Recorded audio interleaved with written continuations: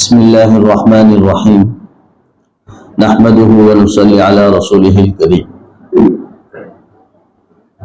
أما بعد فأعوذ بالله من الشيطان الرجيم بسم الله الرحمن الرحيم وما خلقت الجن والإنس إلا ليعبدون صدق الله العظيم عن عائشة رضي الله عنها قال النبي صلى الله عليه وسلم ما رأيت رسول الله صلى الله عليه وسلم استكمل صيام شهر قط إلا رمضان وما رأيته في شهر أكثر منه صياما في شعبان أو كما قال عليه الصلاة والسلام۔ میرا عزیز دوست اور بزرگوں اور دینی ایمانی بھائیوں،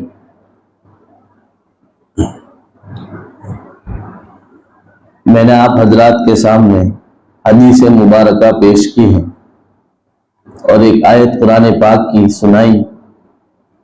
اللہ نے مقصد حیات بتایا کہ زندگی اللہ نے ہمیں کیوں عنایت فرمائی ہے، اس زندگی کا مقصد کیا ہے، اور اس کے ساتھ اللہ کے نبی حضرت محمد مصطفیٰ صلی اللہ علیہ وسلم نے ہمیں کیا تعلیمات دی ہے۔ اب جو ہے رمضان کا مبارک مہینہ قریب آ رہا ہے۔ کہتے ہیں کہ موسم بہار جب آتی ہے تو ہر چیز لہلہا اٹھتی ہے۔ ہم نے دیکھا ہے، دیکھو ابھی پتجھڑ ہے، بہت سی چیزیں جڑ رہی۔ موسم بہار جیسے شروع ہوگا ہر طرف ہریالی نظر آتی۔ عائشہ رضی اللہ تعالی عنہا نبی کریم صلی اللہ علیہ وسلم کیا کرتے تھے وہ بتا رہی۔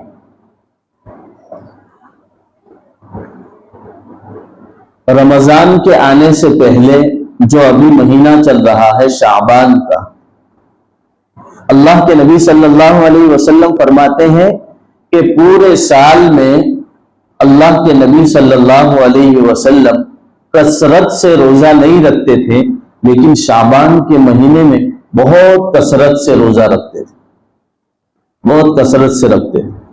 اور کتابوں میں لکھا ہے کہ 1 تاریخ سے لے کر 15 تاریخ تک، یعنی شعبان کی 1 تاریخ سے 15 تاریخ تک روزہ رکھتے تھے زیادہ تر۔ اللہ کے نبی صلی اللہ علیہ وسلم تو 15 کے بعد بھی رکھتے تھے، لیکن امت کو منع فرمایا۔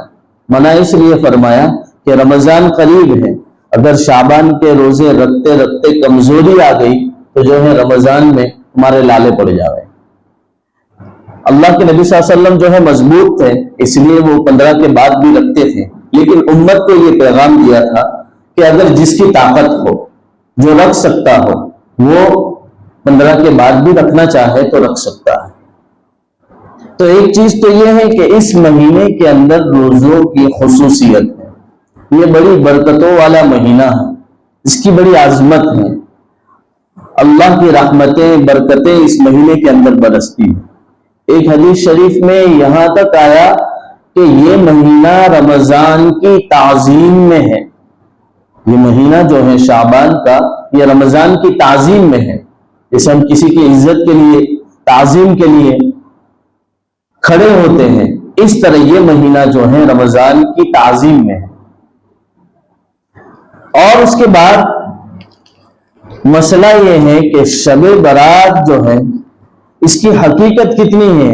جیسے ہماری عید ہوتی ہے نا، رمضان ختم ہوتا ہے فوراً عید الفطر ہے، اور 2 مہینے کے بعد عید الاضحیٰ ہوتی ہے، بقرعید۔ تو یہ 2 عیدیں تو فکس ہیں کہ مسلمانوں کے لیے خوشی کے دن ہے، لیکن یہ شب برات جو ہے اس کے بارے میں کیا احادیث اور قرآن کریم کس طرف روشنی کرتی ہے۔ احادیث کے اندر اللہ کے نبی صلی اللہ علیہ وسلم کی باتیں ہمیں ملتی ہیں کہ شب برات یہ ہے، لیکن اس کا معمول جو ہم کر رہے ہیں وہ غلط طریقہ. اس کو میں سمجھاتا ہوں. شب برات جیسے شب قدر رمضان شریف میں ہوتی ہے. رمضان شریف میں 21 چاند سے لے کر 29 یا 30 چاند تک میں طاق عددوں کے اندر شب قدر کو ڈھونڈا جاتا ہے. اس لیے بعض لوگ جو ہیں اعتکاف کرتے ہیں عشرے کا 10 دن کا، تاکہ وہ شب قدر مل جائے. یہ تو پکا ہے. اس کی صورت بھی ہے انا انزلناہ فی لیلۃ القدر وما ادراک ما لیلۃ القدر. اس کے اندر تو ہے شب قدر کا تذکرہ ہے، لیکن شب برات کے بارے میں جو ہے ضعیف روایتیں ہیں، کمزور روایتیں ہیں. کمزور کا مطلب یہ ہے کہ ہم پابندی کے ساتھ، جیسے آج 9 یا 10 چاند ہوئے ہیں، تو 15 تاریخ جب ہوگی شعبان کی تو اس رات کو ہم اس لیے جاگے کہ یہ شب برات ہے، اور مستقل بات سمجھو اور لب و لہجہ بھی سمجھو، مستقل اس نیت سے کہ سب لوگوں کو جمع کیا آج موٹی رات چل، چلو چلو چلو آج موٹی رات چل، چلو مسجد میں. اس طرح نہیں کر سکتے. بات سمجھ رہے ہو؟ شب قدر کی تو اہمیت بتائی ہے. میں 2 راتوں کا تذکرہ الگ الگ کر رہا ہوں. شب قدر جو رمضان شریف میں آتی ہے اس کے لیے تو مستقل اعتکاف بھی رکھا ہے کہ اعتکاف ایک الگ سنت ہے، اس کی وجہ سے ہو سکتا ہے آپ کو شب قدر مل جائے. اس کا تو اہتمام احادیث اور قرآن میں ملتا ہے. لیکن شب برات کے بارے میں مستقل یہ انتظام کرنا کہ چلو آج شب برات ہے، بڑی رات ہے، مسجد میں جمع ہونا ہے، ہم لوگ جو ہے قرآن کریم کی تلاوت کریں گے، صلاۃ التسبیح، صلاۃ التوبہ، صلاۃ الحاجت، جو بھی نماز پڑھنی ہے، ذکر کرنا ہے وہ کریں گے. اس طرح اگر خالص آپ پورے مجمع کو جمع کرتے ہیں تو اس طرح جمع کرنا صحیح ہے. یعنی اہتمام نہیں کر سکتے، اہتمام یعنی انتظام نہیں کر سکتے. ہاں جس کو چاہے، بلکہ احادیث میں یہاں تک لکھا ہے کہ مسجد کی بجائے اپنے گھر کو روشن کریں اللہ کی رحمتوں سے، ذکر و اذکار سے، قرآن کریم کی تلاوت سے، نماز سے. اس طرح لکھا ہے حدیث کے اندر کہ نماز چاہے تو وہاں پڑھیں اس موقع سے، شب برات کے موقع سے. اور ایک آگے ہے کہ اس شب برات کے دن، یعنی یہ بڑی رات ہوتی ہے، اس دن لوگ قبرستان جاتے ہیں، معمول بنا ہے. تو دیکھو قبرستان اللہ کے نبی صلی اللہ علیہ وسلم گئے ہیں. ماں عائشہ رضی اللہ تعالی عنہا نے غالباً دیکھ لیا تھا. اللہ کے نبی صلی اللہ علیہ وسلم بتا کر نہیں گئے تھے قبرستان، گئے تھے لیکن اکیلے تنہا ہی نکل گئے تھے، کیونکہ اہمیت بتانی نہیں تھی کہ جانا ہے اس بڑی رات کو، اس طرح بتانا مقصود نہیں تھا، اس لیے اکیلے ہی نکل گئے تھے. یہ تو ماں عائشہ رضی اللہ تعالی عنہا کی محبت ہے کہ انہوں نے دیکھ لیا اور پیچھے پیچھے قبرستان تک پہنچ گئی.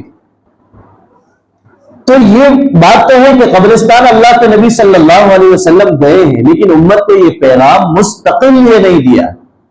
جیسے مسواک کرنے کا حکم دیا، اللہ کے نبی نے کہا کہ امت مسواک کرے. خوشبو لگانے کا حکم دیا، اللہ کے نبی صلی اللہ علیہ وسلم نے کہا کہ خوشبو لگاؤ. ایک تو حکم ہوتا ہے، ایک خود عمل کیا، اللہ کے نبی صلی اللہ علیہ وسلم نے کہا نہیں. تو اس طرح اگر ہم اہتمام کے ساتھ کہ آج بڑی رات ہے، چلو قبرستان جانا ہے، تو آج جیسے آج جمعہ ہے، آج جاؤ، آج بھی جا سکتے ہیں، آج جاؤ، صرف اہتمام کے ساتھ. اسی لیے جو ہے شریعت کی حدود اور گائیڈ لائنز جو ہے وہ ہم کسی چیز کو جو شریعت میں یعنی اللہ اور اس کے رسول صلی اللہ علیہ وسلم نے فکس نہیں کیا ہے، وہ ہم اپنی ذات سے فکس کریں، وہ غلط ہو جاتا. یہ بات ہے. دراصل بات یہ ہے کہ ہم جو ہے اپنے آپ سے، اپنے من گھڑت سے، اپنے طریقے سے، اپنی منمانی سے اس بات کو فکس کریں کہ بڑی رات ہے اس لیے قبرستان جانا ہے. اس طرح فکس کریں گے، آگے کی نسل جو ہے یوں سمجھے گی کہ بڑی رات کے دن قبرستان کو جانا، شب برات کو مستقل قبرستان کو جانا چاہیے. نہیں گئے تو کیا ہوگا؟ اچھا نہیں ہے، گناہ ہوگا. یہ عمل بعد میں ہو سکتا ہے، اس لیے پہلے سے روک لگائی گئی کہ نہیں، ایسا نہیں، قبرستان جاؤ، الگ الگ جاؤ، ابھی جاؤ، آج جمعہ ہے آج بھی جاؤ، کل بھی جاؤ. اس طرح معمول بناؤ تاکہ جو ہے مشابہت اختیار نہ ہو، آپ کے دل میں یہ اہمیت نہ بیٹھے کہ شب برات کی وجہ سے قبرستان گئے. تو یہ بات سمجھ میں آئی. پہلی چیز ہے کہ 15ویں شعبان جو شب برات ہوتی ہے اس کی اتنی حقیقت نہیں ہے جتنی شب قدر کی ہے. اتنی حقیقت نہیں ہے جتنی شب قدر کی. بہت سے لوگ پوچھنے آتے ہیں، بچے لوگ بھی میرے پاس پڑھتے ہیں، گھر سے پوچھایا ہوتا ہے، ان کو پوچھواتے ہیں کہ استاد شعبان کے مہینے شروع ہو گئے تو روزے کب رکھنے ہیں؟ تو روزے تو رکھنے، اس کے بعد بڑی رات کب ہے یہ بھی پوچھتے. بڑی رات آپ جو ہے تاریخ کا علم رکھیں، یہ اچھا ہے کہ بڑی رات کب ہے، لیکن اس کا اہتمام کرنا، اس کے بعد ہماری مستورات میں یہ ماحول ہے کہ اسی دن جو ہے اچھا پکوان بناتے ہیں اور جو ہے اسی دن حلوہ بنا کر کھلاتے ہیں، تو یہ جو ہے مستقل، اگر نہیں بنائیں گے تو آپ کو برا سمجھتے، یہ مینٹلٹی میں بتا رہا ہوں. تو جو ہے اگر آپ اس دن نہیں بنائیں گے تو لوگ یوں سمجھتے ہیں کہ آپ نے بڑی رات کی قدر نہیں ہے آپ کو. تو یہ عمل جس کو اللہ اور اس کے رسول صلی اللہ علیہ وسلم نے لازم قرار نہیں دیا، اس کو ہم اپنی ذات سے لازم قرار دیں، اس پر شریعت روکتی ہے کہ اس طرح عمل لو. آپ میٹھا کھانا چاہتے ہیں، آج جمعہ کا دن ہے، جو ہے جمعہ کا دن تو یہ جو 2 عیدیں ہوتی ہیں اس سے بھی بہتر ہے. ایک تو ہے عید الفطر، عید الاضحیٰ، بقرعید اور جو ہے رمضان، ان دونوں عیدوں سے بہتر یہ عید ہے جمعہ کی. اس میں خوشیاں مناؤ. یعنی خوشیاں منانے کا کیا مطلب ہے؟ شریعت کی حدود میں رہ کر اچھا کھانا چاہتے ہو، جمعہ کا دن ہے، چلو آج اچھا کھا لو. حلوہ پکانا چاہتے ہو، جمعہ کے دن اچھا کھا لو، جمعرات کے دن جو ہے اچھا کھا لو. صرف اسی دن کے شب برات ہوئی ہے اس لیے جو ہے کھانا ہے. تو یہ طریقہ اپنی من گھڑت کہانی، یہ اپنے آپ سے طے کر لینا. اور پھر جو ہے کوئی اس طرح اگر نہ کرے کہ ہمارے وہاں بھی آئے گا، حلوہ پوری آتا ہے ہمارے یہاں بھی، آج کے دن جو 15 شعبان ہوگی اس دن حلوہ پوری آتی ہے، تو جو ہے خیر اس کو تو روک نہیں سکتے ہیں، اور ایسا بھی نہیں ہے کہ وہ غلط ہے. لیکن جو ہے بات سمجھنی ہے کہ شریعت نے جس چیز کو پابند نہیں کیا ہے، سہولت رکھی. بعد میں جو ہے جس چیز کی پابندی، اللہ نے نماز کی پابندی کہی ہے اس پر تو ہے نہیں، اور جس چیز کی پابندی نہیں کی اس میں بہت اٹک ہم جو ہے دھڑلے سے اس کام کو کرتے ہیں. یہ چیزیں کہ منمانی کرتے ہیں، رب چاہی نہیں کرتے. تو اس چیز پر ہمیں اس بات کی توجہ دینی ہے کہ مستقلاً مسجد میں بیٹھ کر ہی شب برات گزاری جا سکتی ہے. مردوں کے لیے ایسا کچھ ضروری نہیں، بلکہ کچھ بھی نہ کر سکے تو جو ہے عشاء کی نماز اور وتر پڑھ کر گھر پہ آرام سے سو جائے اور فجر کی نماز میں واپس آئے. فجر کی نماز میں واپس آئے اس نیت سے اگر گھر کو سو بھی گئے ہیں تو انشاءاللہ اللہ ثواب دے گا. لیکن اگر یہی شب برات کے نام سے اگر گپے بازی ہو اور باہر بیٹھ کر یا مسجد میں بیٹھ کر صرف دنیاوی باتیں ہو تو یہ غلط ہو جاتا ہے، جو ہے نیکی برباد، گناہ لازم ہو جائے. اس لیے اس عمل کو کرنا ہے کہ مسجد میں مستقل بیٹھ کر. میں نے بھی یہ جب پڑھا، کیونکہ ہر سال آتا ہے تو ذہن سے نکل جائے، میں نے سوچا تھا کہ صلاۃ التسبیح پڑھوں گا، لیکن نیت بدل لی کہ جو ہے جمعہ میں خود بولوں گا. پڑھنا ہے، گناہ نہیں ہے. مسجد میں آپ اگر بیٹھ کر پڑھ رہے ہو تو گناہ نہیں. آپ سمجھو گناہ کا لہجہ الگ ہے اور غلط کام. میں بتا رہا ہوں کہ آپ اس طرح کریں گے جمع ہو کر، آئندہ جو لوگ کریں گے آپ کا جمع ہونا یہ بتاوے گا کہ یہ کام بڑا اہم ہے، کرنا ہی چاہیے. جو نہیں کرے گا اس کو غلط سمجھے گا.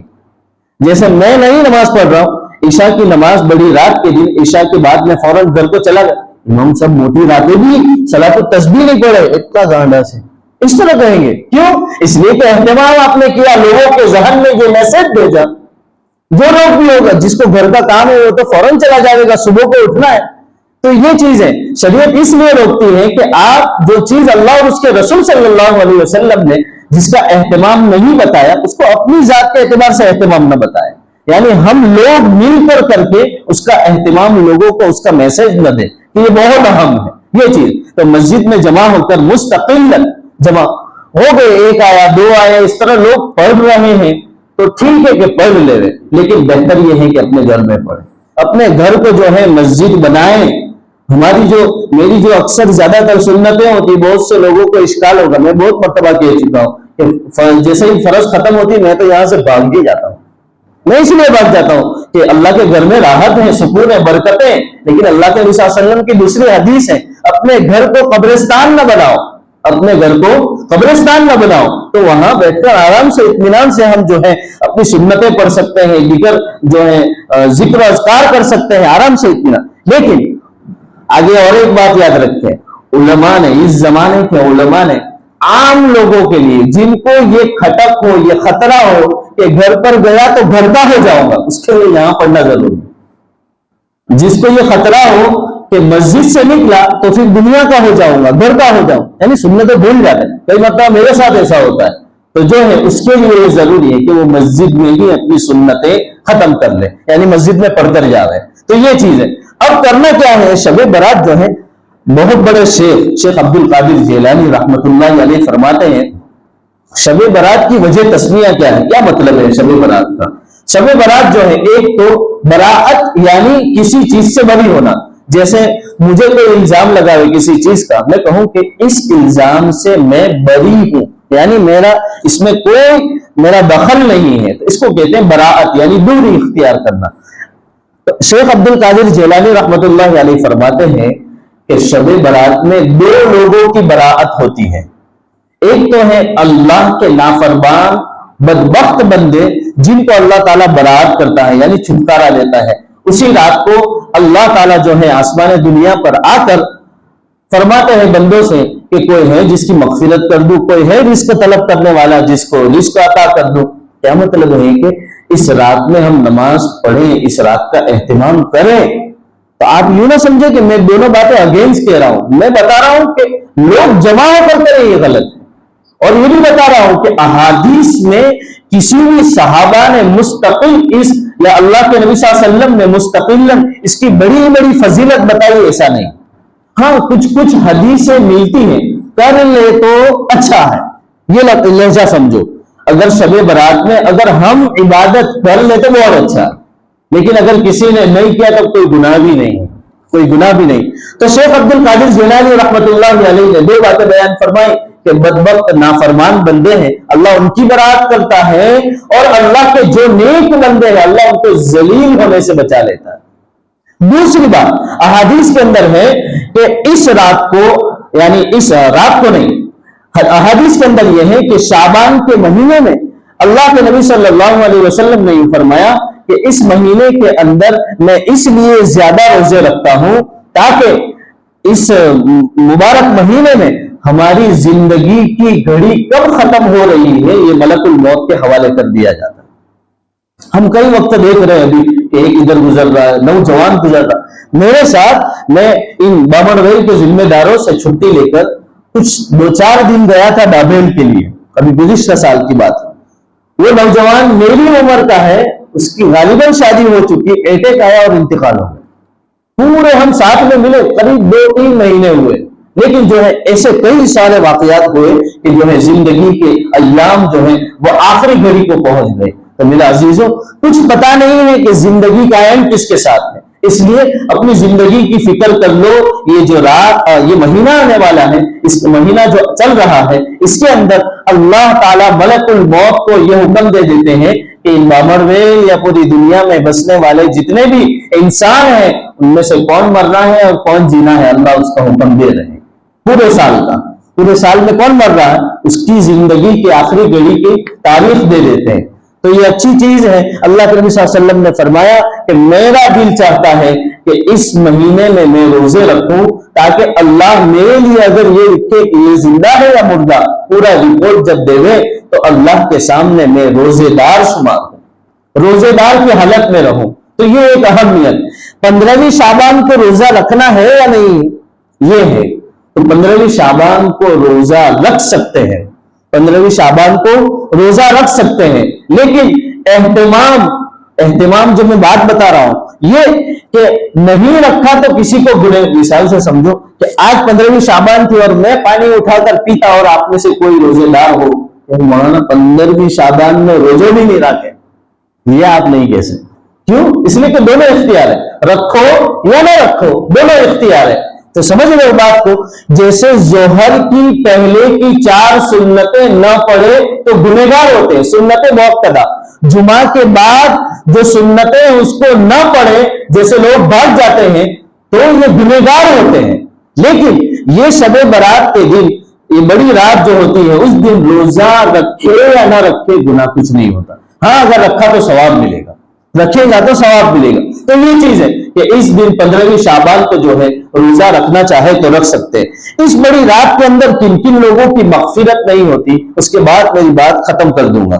14 قسم کے لوگ ہیں جن کے اللہ مغفرت نہیں کرتا، شب قدر میں بھی یہی ہے اور شب برات میں بھی یہی ہے۔ ان میں سے سب سے پہلے وہ ہیں جو مشرک ہو، ان اللہ لا یغفر ان یشرک بہ ویغفر ما دون ذلک لمن یشاء۔ اللہ تعالیٰ اس کی مغفرت نہیں کرتے، اس کو نہیں بخشتے، اللہ اس کو جہنم عطا کریں گے، عطا نہیں بلکہ جہنم میں ڈالیں گے جس کو جو اللہ کی نافرمانی یعنی اللہ کو نہ مانتا ہو, اللہ کو بالکل مانتا ہی نہ ہو, اللہ اس کو جو ہے جہنم میں ڈالے گی. دوسرا شخص ہے, اور یہ بڑی اہمیت کا حامل ہے, جو دل میں کینہ رکھتا ہو, جو اپنے دل میں بغض رکھتا ہو, جو اپنے دل کے اندر دشمناوٹ رکھتا ہو, اللہ تعالیٰ اس کو بھی اس رات کے اندر بخشتے نہیں ہیں. یعنی عمومی بخشش ہوتی ہے, لیکن جو ہے یہ کینہ رکھنے والا, اپنے دل کے اندر کپٹ رکھنے والا, اللہ اس کو معاف نہیں کرتا, یعنی اس رات میں بھی اس کی بخشش نہیں ہوتی. تیسرا شخص ہے اہل حق سے الگ رہنا. اہل حق یعنی اہل سنت والجماعت, جو علماء دیوبند, علماء حقانیہ ہیں, ان کے ساتھ اپنے عقائد مضبوط رکھنا. ان سے الگ اگر رہے گا اللہ تعالیٰ اس کی بھی مغفرت نہیں کرے گا. کیوں؟ اس لیے کہ لا الہ الا اللہ محمد الرسول اللہ کے صحیح علم بردار علماء دیوبند ہیں. چوتھا شخص ہے زانی و زانیہ, زنا کرنے والا, زنا کرنے والی. والا والا دونوں ہو تب بھی, والا والا دونوں ہو تب بھی, یا والی والی دونوں ہو تب بھی. یعنی جینس جینس ہو یا لیڈیز لیڈیز ہو یا لیڈیز جینس ہو, جتنی بھی قسم نکلتی ہیں یہ ہے. اب کا مسئلہ ہے ایسا, بعض لوگ جو ہے عورتوں میں شوق نہیں رکھتے, مردوں میں رکھتے. بعض لوگ جو ہے لیڈیز لیڈیز میں رکھتی ہیں, لیسبین. اور بعض لوگ گے ہوتے ہیں جو مردوں میں رکھتے ہیں. بعض لوگ جو ہے جیسے عام فطرت ہے کہ مردوں کو, مرد جو ہے عورت کی طرف راغب ہوتا ہے. وہ شخص جو زانیہ ہو, زنا کرانے والی, زنا کرنے والا, دونوں شخص فاعل اور مفعول کہتے ہیں. دونوں شخص کی اللہ کے یہاں مغفرت نہیں ہوتی جب تک کہ وہ توبہ نہ کر لے. پانچویں چیز ہے قطع تعلق, رشتہ داری کو توڑنے والا شخص کبھی بھی جنت میں داخل نہیں ہو سکتا. لا يدخل الجنہ. چھٹا شخص ہے مردوں کا ٹخنوں سے نیچے پائجامہ ہونا. ما اسفل من الکعبین من الازار فی النار, کہ جہنم میں وہ شخص جائے گا جس کی یہ ازار, یہ ہمارے یہاں کا فیشن چلتا ہے یہاں نیچے, جس کو حکم دیا کہ نیچے رکھے وہ اوپر چڑھا کر یہاں تک آ گئے, بکینی تک پہنچ گئے. اور جس کو حکم دیا کہ اوپر رکھنا ہے وہ آدمی کہاں پہنچ گیا, نیچے جا رہا ہے. پورے پنچایت کا کام وہی کام کر رہا ہے. تو مردوں کو چاہیے کہ وہ اپنی ازار کو اونچی رکھے, صرف نماز میں نہیں بلکہ ہر حالت میں. نمبر 7, والدین کا نافرمان شب برات کے وقت میں بھی جو ہے اس کی مغفرت نہیں ہوگی, اللہ تعالیٰ نظر کرم نہیں فرمائیں گے. نمبر 8, شراب اور اس کے علاوہ دیگر نشوں کی چیزوں کے نشوں کو کرنے والا ہوگا, اس کی بھی مغفرت نہیں ہوگی. اس کے علاوہ کا کیا مطلب ہے, جیسے وسکی, پھر وائن, اس کے علاوہ ہیروئن اور بہت ساری قسمیں ہیں, ڈرگس لینے والا, پھر بہت ساری قسمیں ہیں, تو نام بدل لیتے ہیں, وہ شراب کے اقسام میں سے ہیں, ان کی بھی مغفرت نہیں ہوتی ہے. قاتل کی, کسی پر ظلم کرنے والا اور کسی کو مار ڈالا ہو, اس کی بھی مغفرت نہیں ہوتی. جبرن ٹیکس وصول کرنے والا, حکومت کرتی ہے, آپ دارالافتاء میں مسئلہ پوچھیں تو آپ کو پتا چلے گا. حکومت جو بعض ٹیکس لیتی ہے نا وہ جبرن ہے. جیسے بعض لوگ لائف ہماری زندگی کا ٹیکس وہ دیتے ہیں, تو بعض لوگ بعض میں مجبور ہیں, جیسے وہ گاڑی والا ہے اس میں دینا پڑتا ہے, نہیں دیں گے تو ہم کو پکڑیں گے. تو وہ تو حکومت کی انتظامی امور کے لحاظ سے ٹھیک ہے, لیکن یہ ہماری ذات کا بھی لوگ جو ہے اس کے بھی پیسے دیتے ہیں کہ مر گئے تو اتنے پیسے ملیں گے, یہ غلط ہے, صحیح نہیں, اللہ محافظ ہے. نمبر 11, ساحر, جادو کرنے والا. جادو کرتے ہیں بعض لوگ, ٹونا کرتے ہیں, یہ بھی جو ہے جہنم میں جاوے گا. اللہ کے نبی صلی اللہ علیہ وسلم کی بہت بڑی حدیث ہے, قرآن کریم میں ہے, اس کا موقع نہیں ہے. اس کے بعد ہاتھوں کی لکیریں بتا کر, یہ باپوں والے جو ہے نا ہاتھوں کی اس طرح بتاتے ہیں, اور بعض لوگ گانڈے گبلے جاتے بھی ہیں, ان کا ایمان نہیں ہے. یقین رکھو, یہاں سے فتوا دیتا ہوں, یہ تو جو یہ کرتا ہے کہ لکیریں بتا کر, پتا مول صاحب کو بتاؤ نہیں آپ لوگ کہیں کہتے ہوئی خزانہ یا مال یا پیسہ یا بھویشیہ اللہ کے سوا کوئی بتا سکتا ہے؟ کوئی نہیں بتا سکتا. یہ لکیریں فقیروں کے چکر میں نہ پڑو, یہ عامل جو ہے لوٹ لیں گے, سب ختم ہو جائے گا. ان کے پیچھے پڑھنا ہی نہیں, الحمد پڑھو, اللہ لا الہ الا آیت الکرسی پڑھو, 4 قل پڑھو, یہ پڑھ کر دم کر دو, اللہ پر یقین رکھو, کوئی کچھ نہیں کر سکتا ہے. یہ سب غلط باتیں ہیں. نجومی یعنی یہ ستاروں کو بتا, ہمارے تارا پر سنی اترے لو ہے એટલે તારું કામ ભારી છે, یہ سب باتیں غلط. 12 بجے کے بعد نکلنے کا نہیں, کیونکہ سورج جو بیچ میں ہوتا ہے, اس کے بعد نکلیں گے تو کیا ہوگا. 12 بجے کے بعد کدھر میں کہ آ ٹائم میں نہیں نکلوانا تو نہیں نکلوانا. ہاں یہ بات اور ہے کہ والدین اگر ہمیں تنبیہ کر رہے ہیں کہ اس موقع سے نہ نکلو، وہ کسی ہماری حفاظت کے واسطے کہہ رہے، وہ الگ ہے، لیکن یہ سنی ہے یہ سورج کے اس ٹائم پہ نہیں نکلنا، ایسا کچھ بھی نہیں، سب وقت اللہ کا ہے، اللہ کا نام لے کر اور جو ہے سفر کی نیت کر کے نکل جاؤ۔ طبلہ اور سارنگی اور ڈی جے بجانے والا اس رات میں اس کی مغفرت نہیں ہوتی ہے۔ اللہ رب العزت ان تمام برائیوں سے جتنی ہوئی ہیں، تذکرہ ہوا، اس سے بچنے کی توفیق عطا فرمائے۔